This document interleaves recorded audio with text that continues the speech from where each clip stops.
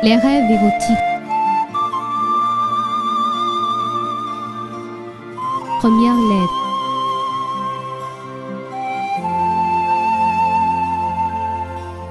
Monsieur Mpacha Ajafong nous écrit de Lomé au Togo. Il dit: il m'arrive d'avoir des rapports sexuels pendant que je dors la nuit, mais ceci quand je suis resté longtemps sans le faire en réalité avec ma femme. Dites-moi ce que tout ceci signifie.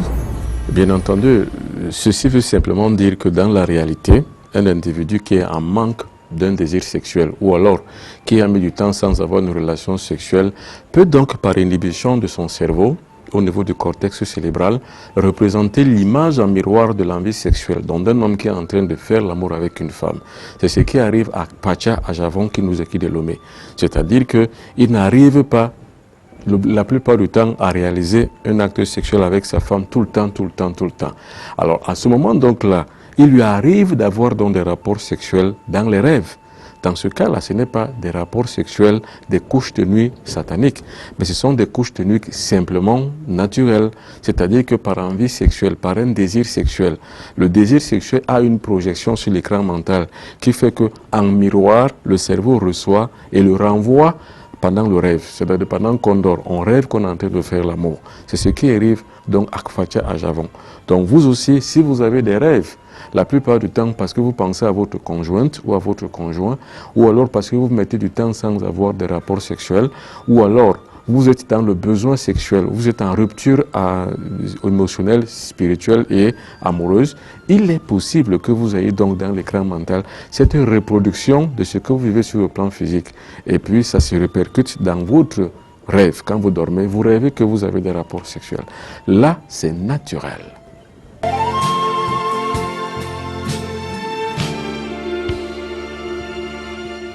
Mais comment faire donc pour annuler tout ça? C'est-à-dire que comment arriver à arrêter un tel rêve érotique, c'est-à-dire qu'une telle couche de nuit, celle qui est normale, qui est naturelle, qui n'a rien à voir avec le mysticisme ni ce qui est malheureusement sorcier, mais c'est simplement un rêve érotique naturel. Qu'est-ce qu'il faut donc faire? Nous avons une petite idée. Voilà donc la recette que nous allons vous donner quand vous avez une couche de nuit d'une telle envergure, où vous n'avez pas du tout demandé à faire ça, où c'est arrivé par inhibition sur le plan mental et vous répercutez ça dans votre plan onirique. Quand vous dormez, vous rêvez que vous avez ça. Ou alors, en d'autres termes, une autre personne, un autre individu qui fantasme sur vous peut avoir une forte pensée sentimentale pour vous ou une pensée sexuelle pour vous. Il fantasme sur vous, il divague sur votre nom. Bien entendu, effectivement, vous pouvez arriver donc aussi à recevoir donc son émission mentale. Vous la recevez dans votre écran mental, vous reproduisez l'acte sexuel. Comment donc faire pour ne pas l'avoir? Voilà donc la recette. On peut appeler ça couche de nuit naturelle.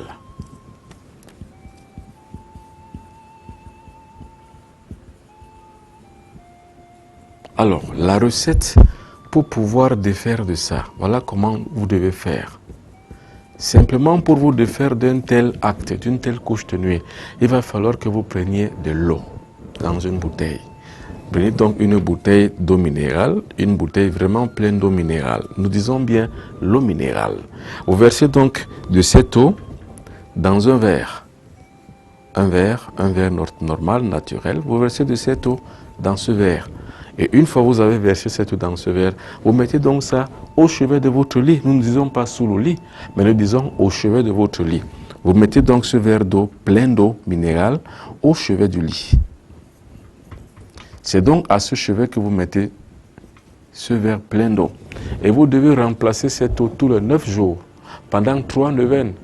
Vous comprenez? Ça veut dire que 9 jours passés, vous remplacez donc cette eau. Vous remettez encore un autre verre, donc rempli, vous remettez un autre verre différent. Vous remettez maintenant de l'eau encore, vous remettez encore au chevet du lit. 9 jours après encore, c'est-à-dire que la deuxième neuvaine passée, vous enlevez encore le verre, vous remplacez encore un autre verre avec la même eau minérale et vous la remettez. Donc pendant 3 neuvaines. Vous voyez que 3 neuvaines, ça fera 27 jours. Donc sur 27 jours, vous allez donc mettre au chevet de votre lit le verre d'eau minérale plein. Vous le mettez là, au chevet du lit. Nous ne disons pas sous le lit, au chevet du lit.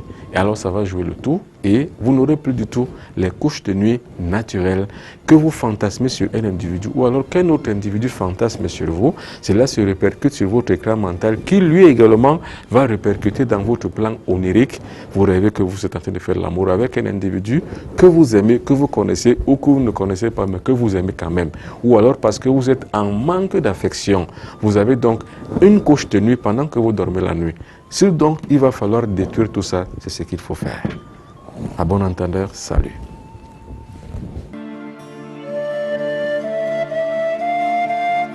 Deuxième lettre.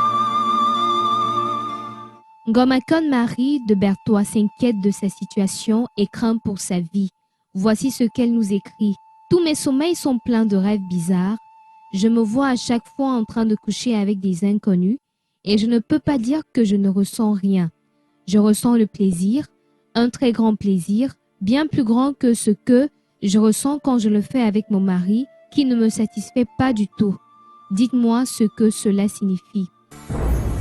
La lettre de Ngomakon est très explicite, c'est-à-dire Ngomakon nous dit ceci. Lorsqu'elle couche la nuit avec des inconnus, c'est en ce moment donc là qu'elle a beaucoup de plaisir sexuel, c'est-à-dire que c'est dans la couche avec des inconnus qu'elle a beaucoup de plaisir. Maintenant, quand elle le fait dans la réalité avec son conjoint, avec son ami, avec son partenaire, elle ne ressent rien, c'est-à-dire que dans la réalité, elle ne ressent aucun plaisir. Elle est comme frigide, et d'ailleurs même elle a atteint la frigidité. Par contre, la nuit, elle n'est pas frigide. Quand elle dort la nuit et qu'elle rêve qu'elle fait l'amour avec des gens, elle arrive même à éjaculer, donc à jouir, à atteindre l'orgasme. Ça veut donc dire qu'il y a un problème de fond. Et ce problème de fond, le voici. C'est ce qu'on appelle les couches de nuit sataniques. C'est-à-dire que quelqu'un vous couche à distance pendant que vous dormez la nuit. Et là, pour les femmes, ça veut dire que vous avez ce qu'on appelle un mari de nuit. C'est un mari de nuit que vous avez. C'est-à-dire, c'est une forme de possession. Un individu vous possède. Il possède votre âme, votre esprit et votre corps. Il prend votre esprit et votre corps et votre âme en otage. Ça existe dans ce monde. Ça veut dire que quoi? Ça veut dire que vous devenez sa chose, son objet sexuel. Imaginez l'esclavage sexuel, c'est-à-dire qu'il y a des gens dans ce monde, dans la réalité cette fois-ci, qui peuvent prendre des domestiques, des bonnes à la maison, mais qui vont devenir pour eux des esclaves sexuels. Ils leur feront à manger, ils leur donnent tout ce qu'ils veulent, mais seulement, elles deviennent pour eux, ces gens-là, entre guillemets, leurs esclaves sexuels. Eh bien, c'est la même chose. Dans l'autre sens, sur le plan mystique et spirituel, sur le plan astral, vous avez donc des femmes qui ont des maris de nuit, c'est-à-dire que des espèces d'hommes qui les ont pris en otage pour pouvoir faire d'elles des esclaves sexuels. C'est donc pour le remarquer, vous vous différenciez donc de la première catégorie des rêves érotiques, c'est-à-dire que des couches de nuit naturelles, par le fait que la nuit, quand vous faites l'amour en dormant, vous avez la sensation de plaisir, vous jouissez même. Par contre, dans la réalité, vous ne jouissez pas. Mais dans l'autre camp, c'est-à-dire que dans le camp des hommes, il peut aussi être qu'un homme ait ce qu'on appelle une femme de nuit. Il y a aussi des hommes comme ça, c'est-à-dire que les hommes arrivent à réaliser seulement une éjaculation pendant qu'ils dorment la nuit. Et même, ils arrivent même à réaliser un acte sexuel normal pendant qu'ils dorment la nuit. Parce que dans la journée, dans la réalité, quand les hommes ont des rapports sexuels avec leur conjoint, avec leur partenaire, la plupart du temps, elles font ce qu'on appelle l'éjaculation précoce. C'est-à-dire, une fois l'homme monte sur sa copine, sa partenaire ou sa femme, 1 minute suffit pour qu'il jouisse. Et à l'inverse, la nuit pendant qu'ils dorment, ils n'ont pas du tout ça. C'est-à-dire qu'ils prennent le temps de réaliser l'acte sexuel avec leur femme de nuit. Pire encore, les hommes, la plupart du temps, n'arrivent pas à pénétrer leur femme, leur partenaire ou leur conjoint. Pourquoi? Parce qu'ils se lèvent bien, c'est-à-dire qu'ils se mettent en érection très bien, mais au moment de pénétrer la conjointe, la partenaire, la copine ou la femme, leur pénis n'arrive pas à aller jusqu'au bout. Ils ont donc ce qu'on appelle la faiblesse sexuelle. On peut donc dire qu'en corollaire, nous avons 2 facteurs. Chez la femme, c'est la frigidité, c'est-à-dire que l'absence du désir sexuel. Chez l'homme, nous avons non seulement l'éjaculation précoce, mais nous avons aussi la faiblesse sexuelle.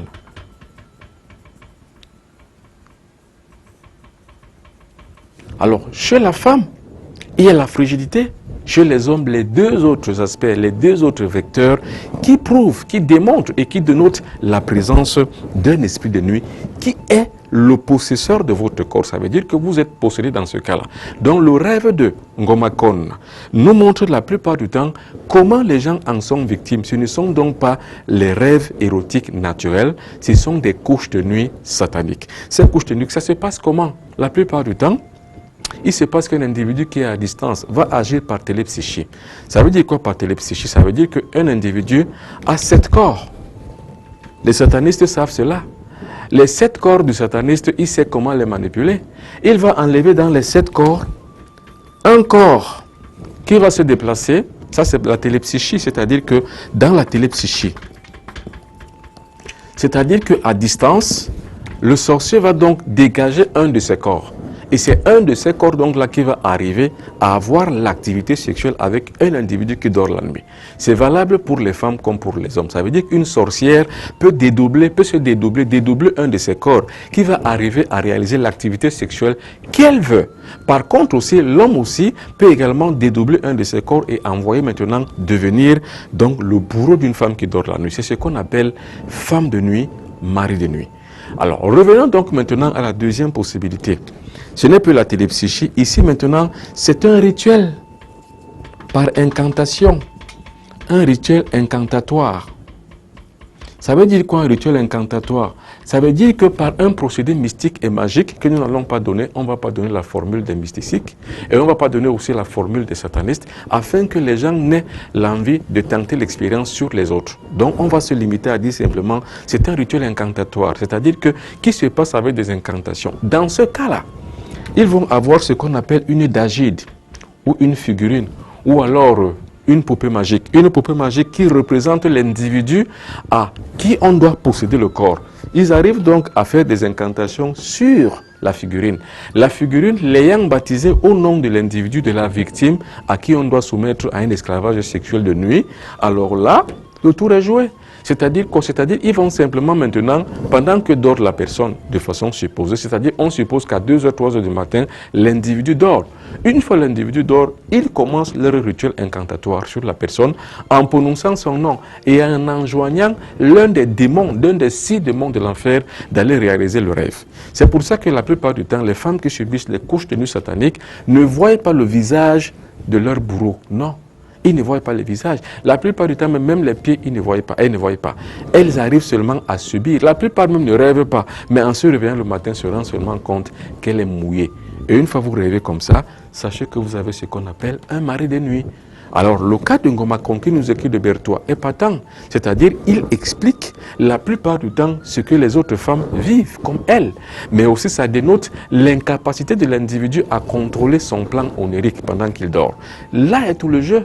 Maintenant, comment faire pour pouvoir contrôler le plan onirique pendant qu'on dort? Le plan onirique, ça veut dire le plan des rêves. Comment arriver à maîtriser ses rêves quand on dort? La recette de la tour de garde qu'on a donnée. Ça veut dire quoi? Ça veut dire que dans tour de garde, nous avons dit ceci. Cette protection permet à un individu de pouvoir démasquer, défigurer l'individu ou le sorcier qui vient lui faire un acte de sorcellerie pendant qu'il dort la nuit. C'est simple. Vous prenez seulement un miroir circulaire. Vous allez mettre donc sur le miroir circulaire une pièce de 5 francs. Si vous êtes par exemple en zone franc, 5 francs. Si vous êtes en zone euro, c'est 1 centime d'euro. Si vous êtes en zone de dinar, c'est-à-dire que chez les Arabes, l'Afrique du Nord, vous allez avoir un quart de dinar. Alors, vous mettez donc ça ici. Et sur le quart de dinar, sur la pièce de 5 francs ou alors la pièce de 1 centime d'euro, ou alors sur la pièce de votre monde, la première pièce de votre pays, vous la mettez donc sur le miroir. Et vous prenez ce qu'on appelle le poivre de Guinée. Le poivre de Guinée, il y en a 2. Il y a la femelle, il y a le mâle.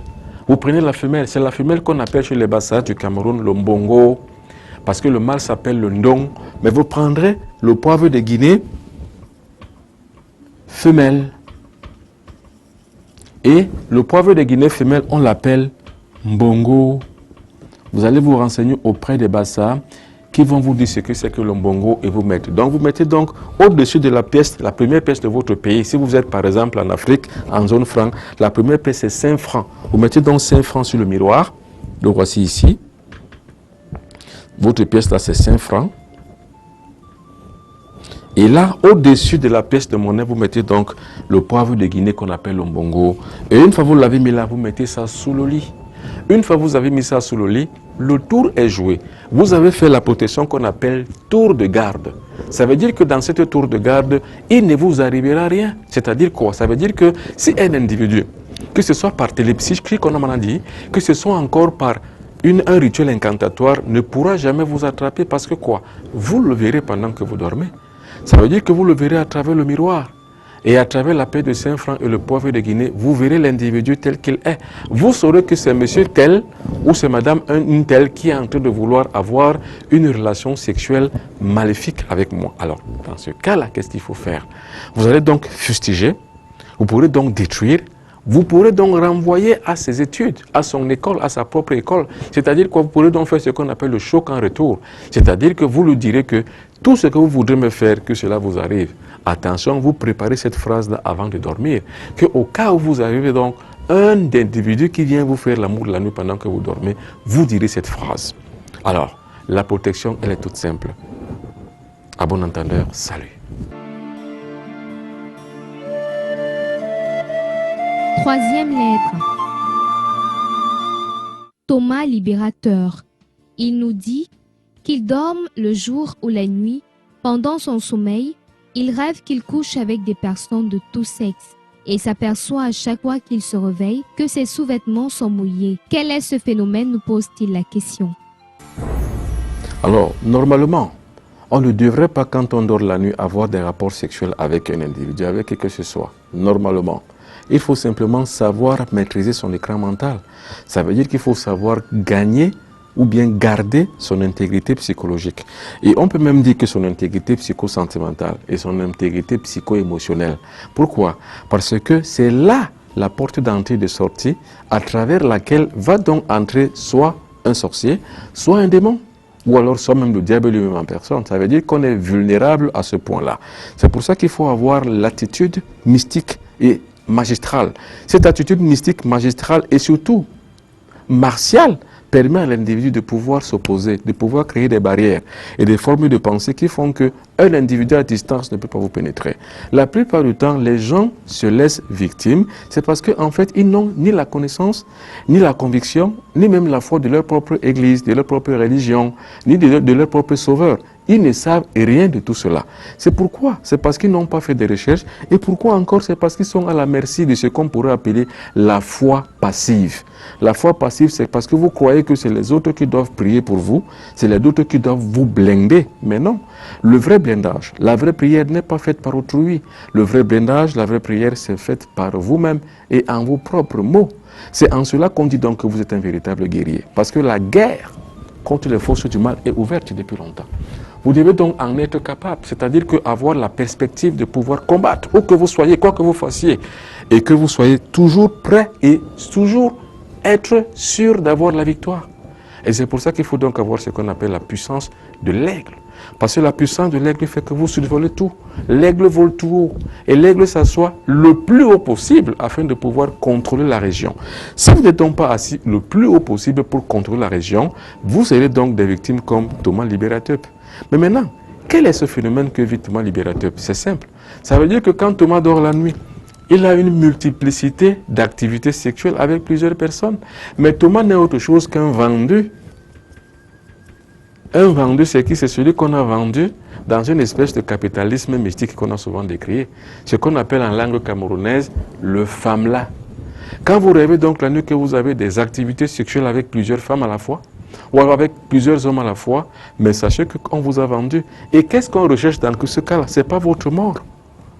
Pas de mort, vous ne mourrez pas. Parce que vous êtes ce qu'on pourrait appeler une vache à lait. Ça veut dire que vous êtes donc un puits artésien où on doit à tout moment puiser, pomper l'énergie afin de pouvoir nourrir donc la secte qui, elle est chargée d'exécuter la sentence de tous ceux qui sont vendus. Vous voyez donc que dans ce monde-là, il faut qu'ils aient le pouvoir, la puissance. Et ce pouvoir et cette puissance, on la prend où? On les prend donc effectivement dans le corps des faibles. Et pardonnez-moi de dire les faibles. Qui est fort? C'est celui qui travaille son corps afin que personne ni rien ne puisse l'atteindre. Mais qui est le faible? C'est celui dont la porte psycho-sentimentale, psycho-émotionnelle, comme on l'a dit, est ouverte. Cette porte-là, quand elle est ouverte, ça veut dire que ça laisse droit aux forces maléfiques de pouvoir vous intégrer. Eh bien, c'est ce qui arrive donc à Thomas Libérateur, qui est vendu.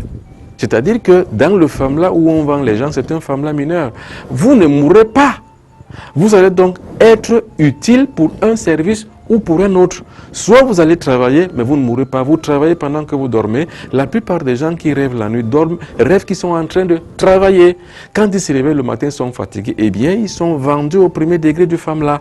Et la plupart des gens aussi, comme Thomas Libérateur, qui ont l'amour toute la nuit durant, avec beaucoup de partenaires. Quand ils se réveillent le matin, ils sont très fatigués. Eh bien, c'est parce que ces partenaires se sont donc chargés de retirer ces substances énergétiques sexuelles afin de pouvoir l'utiliser pour des fins mystiques, sataniques et sectaires. Mais lui donc maintenant, comme il n'en sait rien du tout, il devient donc une victime. Comment donc faire dans ce cas-là? Quand vous rêvez que vous avez beaucoup de partenaires dans la nuit, que vous faites de l'amour avec beaucoup de personnes, que ce soit un homme ou une femme, voici ce qu'il faut faire au réveil le matin. Mettez dans un verre d'eau comme ça, de l'eau, plein d'eau. Et vous y mettez aussi du sel, donc déposez du sel dedans, vous mettez du sel dedans. Ça c'est l'eau minérale, toujours. Et là, vous laissez aussi le sel, vous mettez le sel de cuisine. Et maintenant, vous allez donc faire, regardez mon doigt, vous allez faire ce qu'on appelle les doigts sacrés, c'est-à-dire quoi? Vous allez faire ce qu'on appelle les doigts sacrés. Les deux doigts sacrés sont les doigts solaires. Vous allez donc utiliser les doigts solaires pour faire une bénédiction. Si vous êtes chrétien, par exemple, chrétien catholique ou chrétien n'importe quoi tout court, vous bénirez ceci avec ça, avec les deux doigts. Regardez ceci, il est très important. Il ressemble à celui-ci. Alors, quand vous avez donc quelqu'un qui fait ce signe-là, sachez qu'il utilise les 3 doigts solaires. Mais quand vous voyez quelqu'un qui fait ce signe-là, ce sont les 2 doigts solaires qui sont les lames tranchantes de l'épée flammigère qui détruit toutes les forces du mal. Alors, qu'est-ce qu'il faut donc faire sur cette eau? Vous allez donc bénir de l'eau comme ça, avec un signe de croix. Vous pourrez donc, si vous êtes par exemple catholique, dire au nom du Père, du Fils et du Saint-Esprit. Il faut savoir que seulement cette petite prière, seulement ce signe de croix que les catholiques utilisent, c'est très très fort sur le plan cosmique. Ça agit sur le plan cosmique, ça agit sur les forces maléfiques. Et c'est pour ça que vous verrez que de tous les exorcismes chrétiens, l'exorcisme catholique est le plus puissant, le plus fort. Et puis, les prêtres exorcistes catholiques sont les plus puissants parce qu'ils en ont appris. Ils ont appris la méthodologie de la force de frappe qu'un maître spirituel doit utiliser pour pouvoir chasser les forces du mal. Et ils ont appris les signes précurseurs, les signes adaptés et les actions coercitives qui vont à l'encontre des forces du mal qui sont en présence. C'est pour ça donc que vous devez donc utiliser, à l'instar de l'Église catholique, ce signe de croix avec les 2 doigts solaires et en disant au nom du Père, du Fils et du Saint-Esprit. Et puis vous buvez de cette eau, la moitié, par 9 gorgées. Comprenez bien ce que je dis. Vous allez boire de cette eau 9 gorgées. C'est-à-dire que vous n'allez pas boire tout le verre d'eau d'un trait. Non, vous allez boire 9 gorgées. 1 fois, 2 fois, 3 fois, jusqu'à 9 gorgées. Et le reste de l'eau, vous allez donc laver tout le corps, le visage, la tête, partout dans votre corps. Vous avez compris, c'est-à-dire que vous ne burez que de 9 gorgées et le reste d'eau, vous allez donc verser ça sur tout votre corps. Et mettez-vous en prière. Et nous avons toujours dit la fois dernière, quand nous faisions la clé des psaumes, vous pourrez utiliser le psaume 69 afin de pouvoir repousser toute attaque mystique qui pourrait donc venir contre vous. Et je vous ai encore dit que le livre de psaumes est l'un des plus grands livres, les plus rares livres au monde qui combattent contre les forces du mal. Et parmi ces psaumes, il y a le psaume 69. On n'en parle pas beaucoup, ni assez, mais c'est le psaume qui fait des miracles, qui coupe les liens magnétiques qu'un individu peut avoir vis-à-vis de son bourreau ou vis-à-vis d'une secte. Dans le cas par exemple de Thomas Libérateur, qui nous écrit de Burkina Faso, il est à Ouagadougou, nous lui disons merci d'avoir fait cela, mais ça nous permet aussi de pouvoir divulguer la connaissance afin que plus d'une personne puisse la voir et que les gens qui l'ont puissent la pratiquer afin que nous combattions tous sans relâche contre les forces du mal. Marque d'un décès à venir.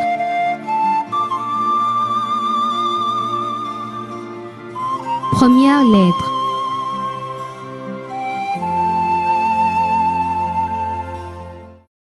Joshua Lavida nous écrit de Luanda en Angola. Il dit qu'il a l'habitude de se voir mort, souvent couché dans les rues de son quartier. Souvent aussi, il se voit dans une morgue, tout nu, ou encore dans un cercueil. Il dit qu'il aimerait savoir ce qu'il en est véritablement. José Labida nous parle d'un phénomène qui est récurrent dans les sociétés africaines, surtout les sociétés traditionnelles africaines. Il nous écrit de Luanda, ça c'est en Angola. Ça veut dire que c'est la même culture chez les Bantous qu'ils ont aussi là-bas. Chez les Bantous, la mort intime, c'est-à-dire qu'on se voit mort. Ce n'est pas forcément une dysanthropie, c'est-à-dire que ce n'est pas forcément quelque chose de très mauvais. La mort n'est autre chose qu'un signe précurseur qui vous annonce quelque chose qui doit vous arriver. Se rêver même voir, se voir même mort, ou alors se voir dans une morgue, c'est pas très mauvais, c'est-à-dire que c'est simplement un signe précurseur qu'on vous montre. Ça veut dire quoi? Ça veut dire par exemple qu'une chose dans votre vie va finir bientôt.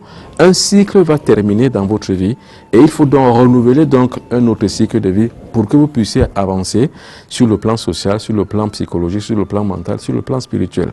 Ça veut dire que c'est la fin d'un système, c'est la fin d'une chose. Alors quand vous voyez ça comme c'est le cas de José Labida, tout le temps, ça veut dire que c'est un signe qui vous est lancé dans votre écran mental pendant que vous dormez par votre ange gardien qu'il faut changer un cycle de votre vie. Par exemple quoi?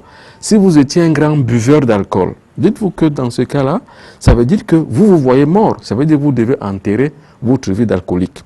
Si par exemple vous sortez beaucoup de femmes, vous êtes pour, c'est-à-dire que la vie vous emporte, vous êtes un épicurien, vous êtes toujours en train de vivre à 100 à l'heure, et que vous rêviez que vous êtes mort. Ça veut dire que dans votre réclame, la réclame de votre ange gardien, et puis la réclame de votre biorhythme, de votre biogénétique, de votre corps, vous êtes en train de vous parler à vous-même, le corps vous parle, et il vous lance donc des signaux à travers la mort. Vous rêvez que vous êtes mort, c'est que enterrer cette vie. Si vous êtes célibataire endurci, que vous soyez une femme ou un homme, et que vous rêviez à chaque fois de la mort, ou que vous êtes dans la morgue, ça veut dire quoi? Ça veut dire que votre état commence déjà à inquiéter votre biorhythme, et à inquiéter même votre supramental, celle qui contrôle vos émotions, contrôle votre pensée, et contrôle par-dessus tout le terme de votre vie, c'est-à-dire que le test, l'espace qui vous est imparti, vous devez déjà contrôler ça. Il doit donc vous contrôler et vous raconter donc cela dans votre écran mental quand vous dormez. Ça veut dire que enterrez votre vie de célibataire, mariez-vous. Si vous êtes dans la copulation, dans l'éjaculation précoce, dans les maladies, ou alors que vous soyez donc dans la masturbation, dans l'adultère, et que vous rêviez que vous êtes la plupart du temps mort ou couché dans le morgue, comme c'est le cas de José Labida, ça veut simplement dire que vous devez chasser tout cela, vous devez l'arrêter et recommencer un autre cycle. Si vous ne croyez pas, vous êtes athée, vous ne croyez ni en Dieu, ni en Jésus, ni en Mahomet, ni en Bouddha, ni en personne, vous croyez en rien du tout qu'à la vie que vous menez tous les jours et que vous rêvez que vous êtes mort ou que vous êtes dans la morgue, comme c'est le cas de José Labida, savez qu'il y a quelque chose dans votre vie qui ne tourne pas rond avec l'espace mental et l'espace moral dans lequel vous vivez. Ça veut dire que dans votre espace vital, il y a quelque chose, il y a une vie que vous menez qui ne convient plus, que vous devrez changement. Donc en fait, la mort dans les rêves indique une fin de vie, une fin d'un cycle et le commencement d'une nouvelle vie. Par exemple, la spiritualité, quand vous rêverez que vous êtes mort, ça veut dire qu'une porte pour vous peut être ouverte pour que vous arriviez dans la spiritualité. Qu'est-ce qu'il faut donc faire? Parce que le tout n'est pas de savoir, le tout n'est pas de changer le cycle de vie. Le tout, c'est de connaître, de comprendre ce qu'il faut faire. C'est-à-dire que le signe qui vous est donné dans votre écran mental quand vous dormez, le signe de mort, vous rêvez que vous êtes mort. Vous devez donc comprendre à quoi cela correspond-il. Mais qu'est-ce qu'il faut donc faire? Il faut le savoir. Mais pour le savoir, qu'est-ce qu'il faut faire? Voici ce qu'il faut faire. Prenez votre carte photo 4x4. Quand on dit photo 4x4, ça veut dire que votre photo d'identité.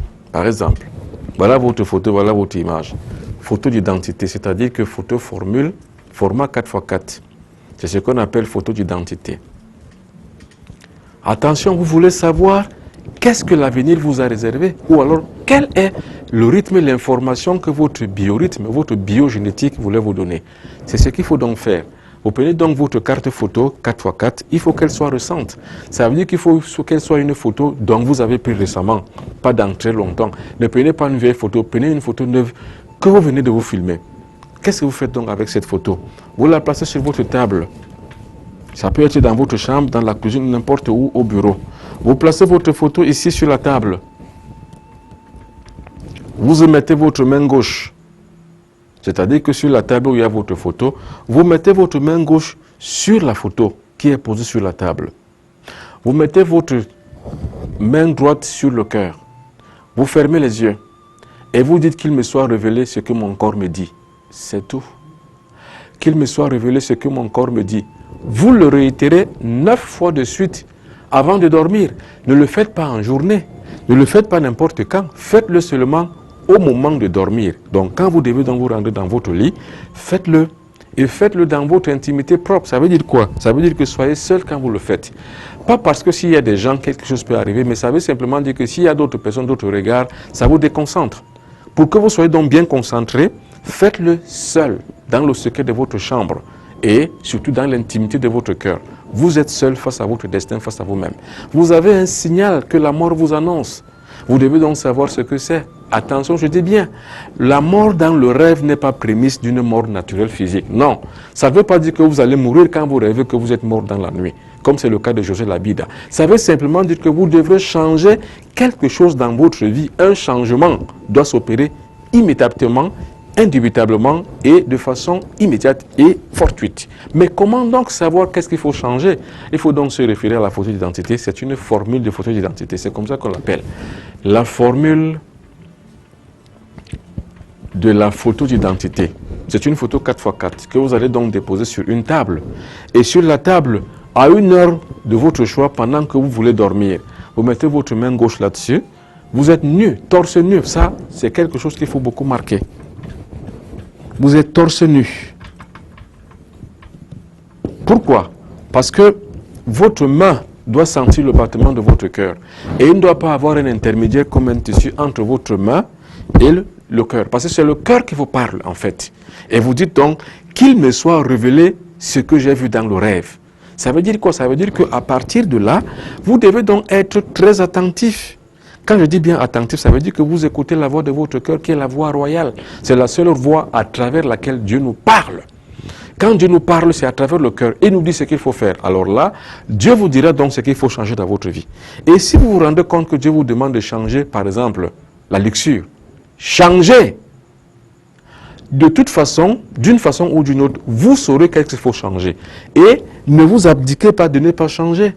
Abdiquez-vous simplement à refuser votre vie que vous meniez avant et à poursuivre maintenant la voie que votre cœur vous aura choisie, c'est-à-dire la voie que votre cœur vous aura dit à travers le rêve.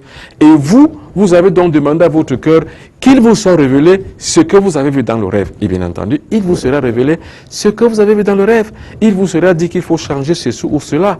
Et s'il vous plaît, si jamais il vous a dit d'une façon ou d'une autre, ça peut arriver par le rêve, ça peut arriver par une forme de prémonition quelconque, ça peut arriver par une apparition visible, ça peut arriver par une vision. Changez. N'abdiquez pas de ne pas changer. Changez.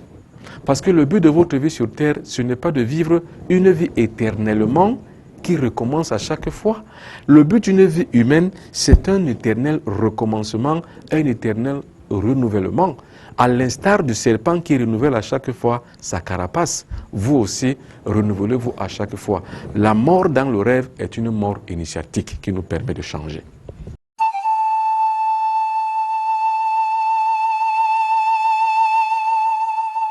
Deuxième lettre.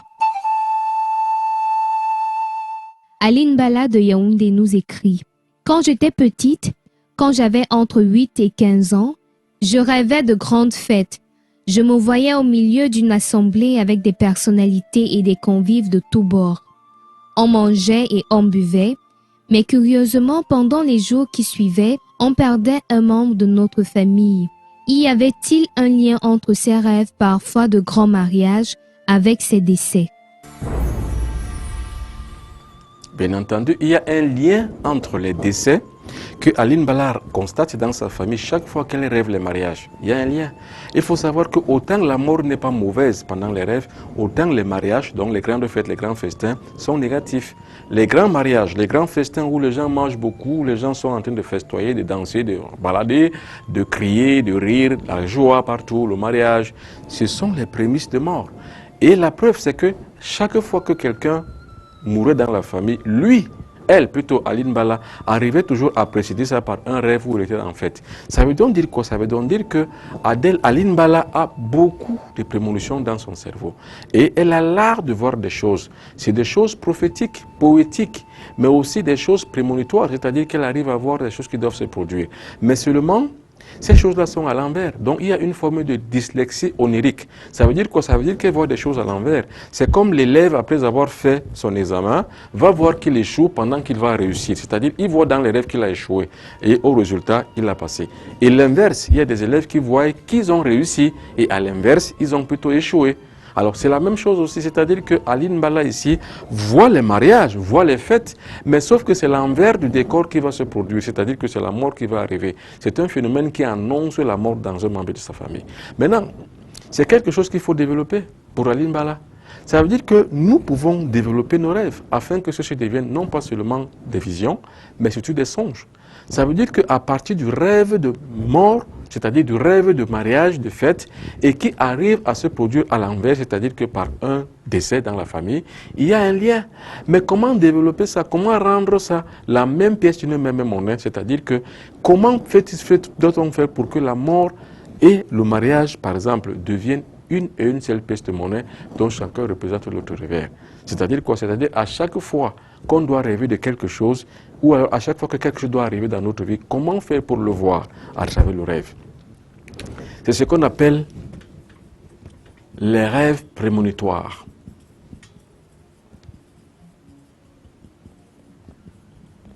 On peut encore les appeler les songes, ou encore les prophéties. Mais disons que, entre autres, ce qu'on pourrait appeler les prophéties, c'est encore beaucoup plus superlatif, beaucoup plus subliminal. Disons simplement, arrêtons-nous dans les rêves prémonitoires, les songes. Les rêves prophétiques, c'est encore autre chose. C'est encore beaucoup de dimensions qui relèvent d'un substrat énergétique supérieur. C'est pas de ça c'est pas de ça que nous pouvons parler de ce soir. Nous allons parler donc des rêves prémonitoires et des songes.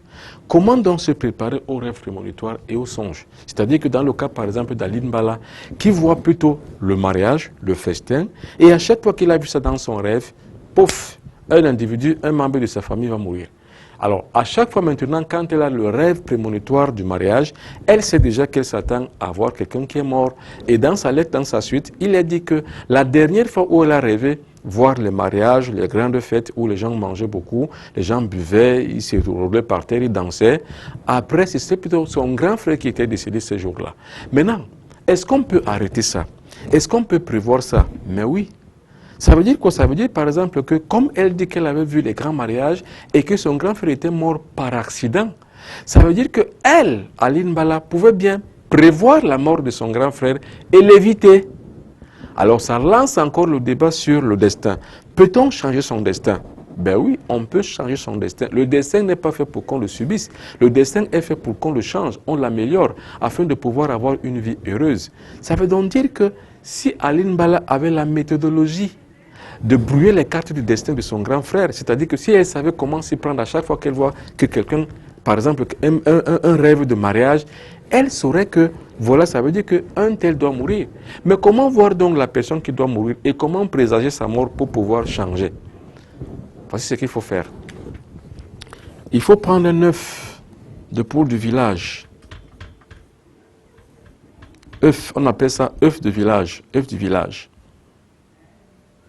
C'est-à-dire que pas un œuf avec une poule pondeuse, de façon artificielle, qu'on fait souvent dans les élevages de poules, non, pas du tout. Ça veut dire qu'ici, il faut simplement avoir un œuf du village d'une poule normale qui a fait un œuf normal, qui a pondu un œuf normalement, c'est-à-dire qu'un œuf de village comme on l'appelle. Vous allez écrire ceci, le nom 3 fois Saint de Dieu, c'est-à-dire vous allez écrire là Adonai. Ne me demandez pas pourquoi on doit écrire Adonai alors qu'il y a d'autres mots africains. Écrivez seulement parce que c'est une révélation qui m'est arrivée. Écrivez là aussi, comme vous voyez. Voilà votre œuf là. Et vous écrivez là Adonai 3 fois, c'est-à-dire vous écrivez Adonai là, Adonai là. Vous devrez voir Pourquoi vous avez vu qu'un tel est mort? Aline Bala, ça s'adresse à vous. Quand vous rêvez encore la prochaine fois que quelqu'un, par exemple, s'est marié ou vous êtes dans un grand mariage, il faut savoir déjà de qui il s'agit, c'est-à-dire qui va mourir, qui vous voyez sa mort. Il faut le savoir, mais pour le savoir, voici ce qu'il faut faire. L'œuf du village sur lequel vous allez écrire Adonai 3 fois. Vous allez donc prendre cette œuf du village, ne l'enterrez pas. Jamais, il ne faut jamais rien enterrer. Il faut la mettre au chevet de votre lit. Et avant de dormir le soir, pendant 9 jours, tenir votre œuf en main et demander à Dieu de pouvoir vous montrer la face de la personne qui doit décéder prochainement dans votre famille. Et je vous assure que vous verrez ça. Dans les 9 jours qui suivent, avant même la fin des 9 jours, vous verrez. C'est tout. À chaque fois, je répète, vous prenez un œuf, un seul œuf, vous écrivez Adonai 3 fois. Vous mettez cet œuf-là au chevet de votre lit. Chaque fois que vous allez dormir pendant 9 jours, vous prenez cet œuf, vous la mettrez au cœur de votre main, vous la tiendrez comme ça. Voilà comment vous allez tenir votre œuf. Vous demandez à Dieu de vous montrer qui est la prochaine victime de ce que vous avez vu, qui va mourir prochainement dans votre famille. Et de quoi va-t-il mourir? Ça veut dire quoi? Ça veut dire que vous allez rêver, voir sa mort, puisque vous avez une prédisposition aux rêves prémonitoires et aux songes. Alors Dieu va vous montrer, par son âge, qui va mourir et de quelle façon va-t-il mourir. Si jamais c'est par accident, vous avez la capacité de dire à votre proche, qui veut par exemple voyager, qui a programmé voyager, aller par exemple à Yaoundé ou à Lumumbashi ou n'importe où, vous allez lui dire non, j'ai mal rêvé de vous, ne voyagez pas. Et prévenez toujours la personne que je vous ai vu en rêve, pas en bien, en mal, pas dans une position positive, mais dans une position négative. Prévenez la personne et dites-lui d'éviter de faire ce qu'il voulait faire de façon imminente, afin de pouvoir faire échapper son destin de la mort qu'il attendait. Est-ce que vous avez compris?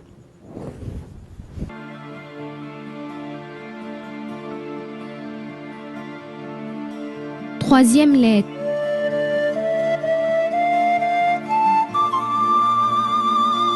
Je rêve toujours de guerre et de cadavres partout. Les gens tués par balles ou égorgés vifs avec des lames de guerre. Qu'est-ce que c'est? Ngwate de Tchang.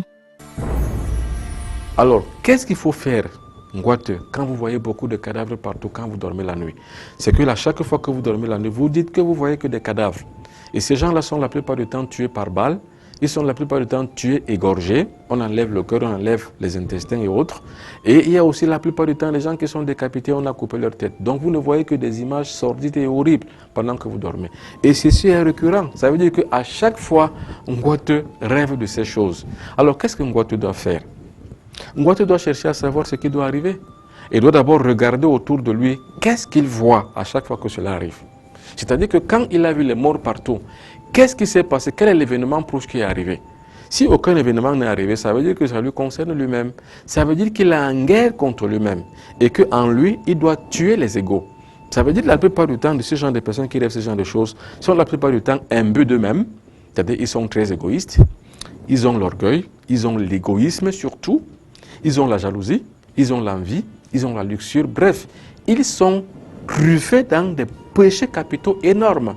Ça veut dire que vous voyez des guerres partout, ça veut dire que c'est au fond de vous-même qu'il y a beaucoup de vices. Et ces vices, donc là, votre esprit vous recommande de les tuer. Regardez donc dans votre miroir mental et dites-vous que je dois tuer et je dois changer. Attention, tuer ici ne veut pas dire tuer autrui, ça veut dire se tuer soi-même. Et se tuer soi-même ne veut pas dire que prendre le couteau et égorger sa go. Non, ça veut simplement dire que tuer les bassesses que nous avons, tuer les égos que nous avons en nous, tuer les formes pensées négatives que nous avons vis-à-vis des autres.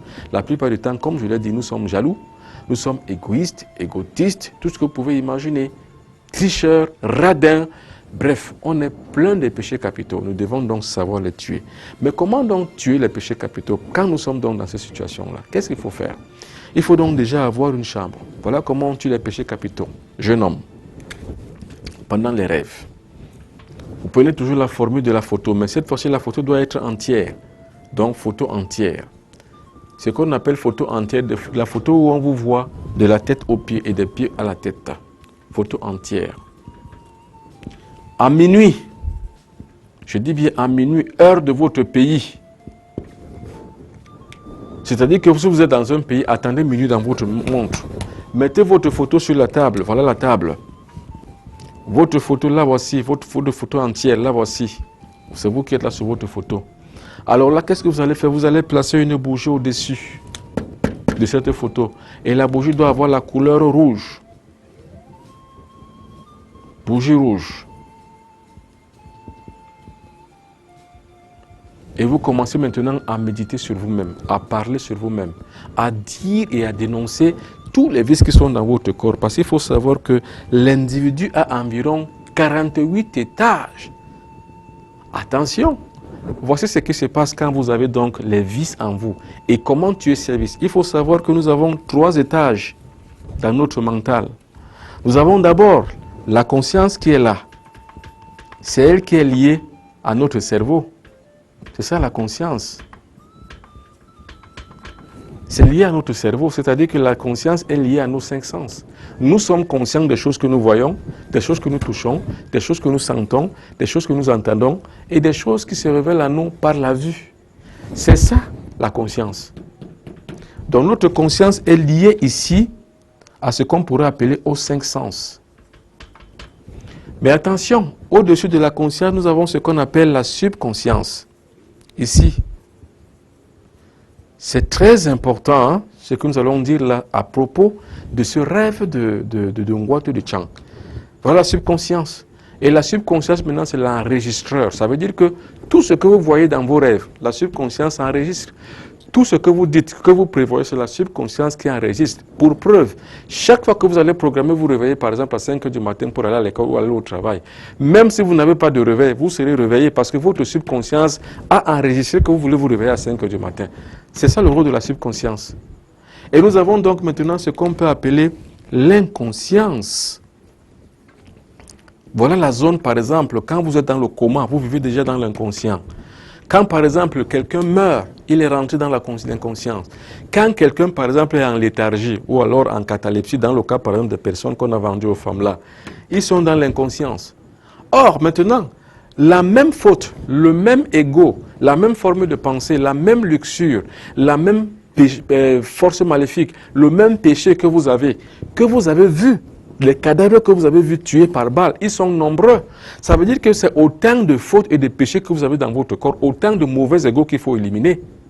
Ça veut dire quoi? Or, la science alchimique nous montre que dans la conscience, nous avons 48 étages.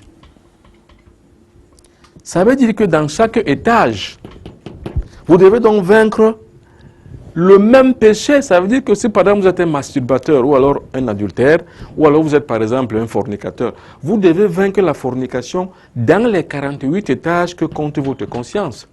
Vous verrez que la conscience, la subconscience aussi porte 48 étages. Ça veut dire quoi? Ça veut dire que dans la subconscience aussi, il faut balayer le même péché que vous avez commencé à balayer à la conscience, vous le balayerez aussi ici à la subconscience. Vous verrez aussi que dans l'inconscience, vous avez encore 48 étages que vous devrez aussi balayer. C'est-à-dire quoi? Ça veut dire que vous allez donc comptabiliser, vous verrez que vous aurez le chiffre 144.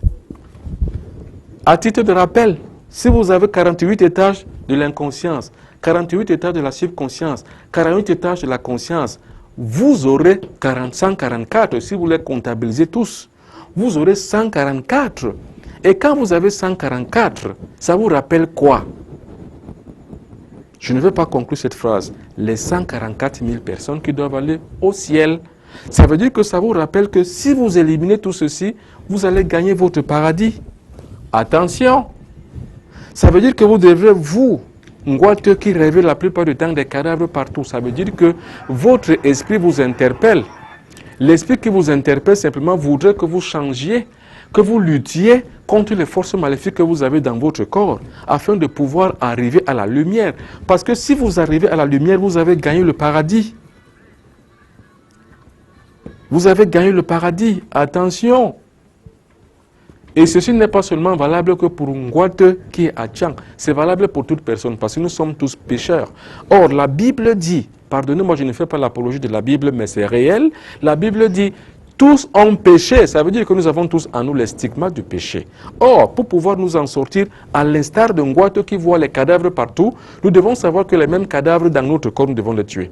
On doit tuer tous les égos que nous avons, la gourmandise, la paresse, la luxure, l'orgueil, l'égoïsme, le mensonge, toutes les bêtises que nous avons en nous, nous devons les effacer afin d'atteindre la liste de 144 000 personnes qui doivent aller au ciel.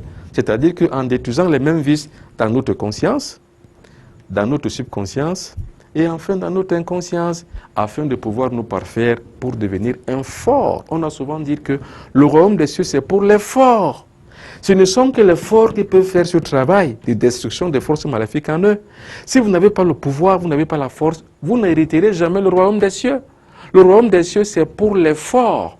Et j'aime bien réciter ce que le Christ a dit. Le royaume des cieux n'est pas à venir frapper les regards, non. C'est-à-dire, on ne verra pas le royaume des cieux venir jusqu'à frapper les regards que le voilà qui vient. C'est ce qu'il a dit lui-même. Mais le royaume des cieux est au-dedans et au-dehors. Et c'est chacun qui, en balayant donc la cour de son cœur, c'est-à-dire qu'en tuant tous les égos qui sont dans la conscience, la subconscience et l'inconscience, qu'il va donc atteindre les 144 000 personnes dont parle dans un certain passage de Saint Jean dans l'Apocalypse, de ceux qui vont hériter le royaume des cieux. Vous détruisez ça, vous arriverez donc au 144 et vous serez donc maintenant investi de la force spirituelle. Attention, il y a une catégorie de chrétiens qui appellent ça, vous devenez Israël. Ça veut dire que c'est lui qui a vaincu. Quand vous avez donc vaincu, vous êtes donc un fils d'Israël. Attention. Et quand vous devenez donc un fils d'Israël, vous avez donc hérité le royaume des cieux. Vous êtes fort. Parce que le royaume des cieux, c'est pour les forts.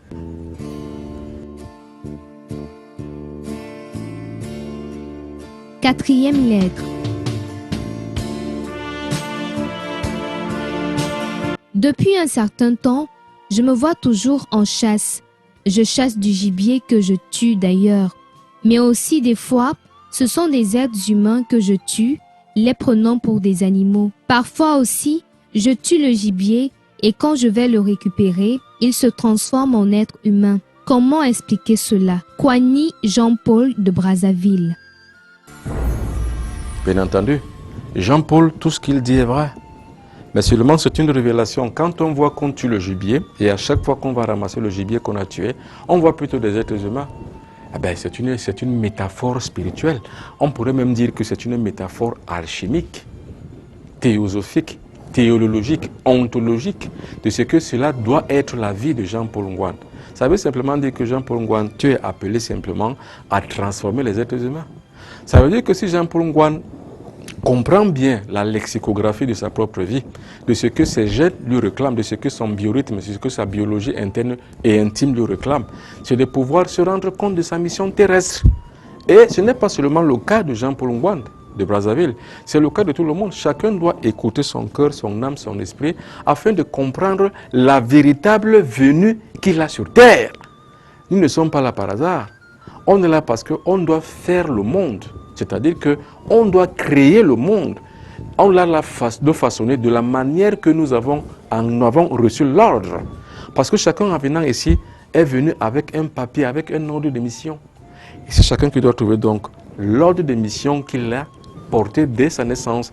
Et quelle est la mission et à quel moment doit-il commencer par réaliser sa mission terrestre? Quand vous n'avez pas compris encore ça, c'est que vous n'avez pas encore compris le sens réel de votre vie. Alors Jean-Paul Ngouane, ce rêve-là est prémonitoire et ce rêve-là est révélateur. Il vous révèle simplement que vous êtes un pécheur d'âme. Ça veut dire quoi? Ça veut simplement dire que vous devez vous lancer dans des activités qui vont dans le sens du combat pour les hommes, avec les hommes et grâce aux hommes. Ça veut dire quoi? Je ne vous envoie pas à devenir prêtre si vous êtes ingénieur, ni à devenir pasteur si vous ne vouliez pas. Mais devenez quelqu'un qui doit sauver des vies. Un médecin par exemple. Ou alors, quelquefois, on peut encore dire, celui qui travaille dans l'humanitaire, en fait, vous devrez aider les êtres humains. Vous êtes créés pour cela. Votre pierre à l'édifice du grand monde que nous devons tous créer, c'est votre rôle de pouvoir changer. Ça veut donc dire quoi? Si vous rêvez que vous tuez des gibiers et que vous les mangez, soit vous ne les mangez pas, soit alors, au moment de les ramasser, vous rêvez que le gibier s'est transformé en un être humain. Ça veut dire quoi? Ça veut dire que vous devez chasser les êtres humains. Mais maintenant, faire une dichotomie, ça veut dire qu'une diffusion manichéenne de cette chasse que vous faites. D'un côté, vous allez sauver les hommes, et de l'autre côté, vous allez les combattre. Ça se comprend bien. Sauver les hommes, ça indique quoi? Ça indique la santé, ça indique l'orientation, Par exemple, vous voyez un individu qui se désoriente mal. Votre rôle capital, c'est de l'orienter. Et sauver des vies, ça veut encore dire inspirer les gens avec des bonnes œuvres. Ça veut dire que vous-même, Jean-Paul, vous devrez être investi d'une bonne moralité et d'une probité sans faille. Ça veut dire que vous êtes irréprochable dans votre vie. Pour cela, commencez donc à travailler par vous-même. Parce qu'il est dit quelque part, si vous voulez changer le monde, changez vous-même d'abord. Alors, combattre les êtres humains, ça ne veut pas dire les tuer, forcément, non. Ça veut dire combattre leurs vices. Par exemple, la sorcellerie. Vous devez rentrer à combattre la sorcellerie sous toutes ses formes. Par exemple, les maléfices. Vous devrez apprendre à chasser les maléfices. Vous devrez, somme toute, être quelqu'un qui combat le mal et qui relève le bien. Ça veut dire que vous devez donc être quelqu'un qui est comme dans un ministère, c'est-à-dire que le ministère spirituel, où alors on doit vaincre les vices, victoire sur les vices, donc on doit vaincre les vices et propager la propagation des vertus. Voilà à peu près ce que cela veut dire pour Jean-Paul Ngouane qui nous écrit de Brazzaville au Congo populaire. Alors, ça veut dire simplement que vous aussi, si vous avez le même rêve, ce n'est pas seulement son cas lui-même, mais ça veut aussi dire quoi en corollaire et en gros? Ça veut dire que quand vous êtes un être humain et que vous vivez sur cette terre, posez-vous à chaque fois la question, qu'est-ce que je suis venu faire sur ce monde? Qu'est-ce que je suis venu faire ici-bas? Quelle est la mission qui m'a été incombée?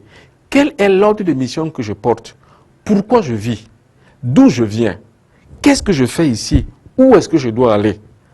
Quand vous ne vous êtes jamais posé ces trois questions, vous n'avez pas encore compris le sens de votre vie. Les questions que vous allez vous poser et les réponses qui vous viendront, soyez prêts même quitte à livrer votre vie pour ça. Parce qu'il est dit quelque part, celui qui n'a pas encore d'idéal pour lequel il veut mourir, c'est qu'il n'a pas encore compris le sens de la vie. Je reprends cette citation. Celui qui n'a pas d'idéal pour lequel il veut mourir, donner sa vie, mourir pour ça, c'est qu'il n'a pas encore compris le sens de sa vie. Or, tant que vous n'avez pas encore compris que vous avez un idéal pour lequel vous êtes né, vous titubez, vous faites ce qu'on appelle les errances. Vous errez ici et là. Vous croyez suivre une voie qui n'est pas la vôtre. Chacun a sa voie. Une fois que vous avez trouvé la vôtre, suivez-la.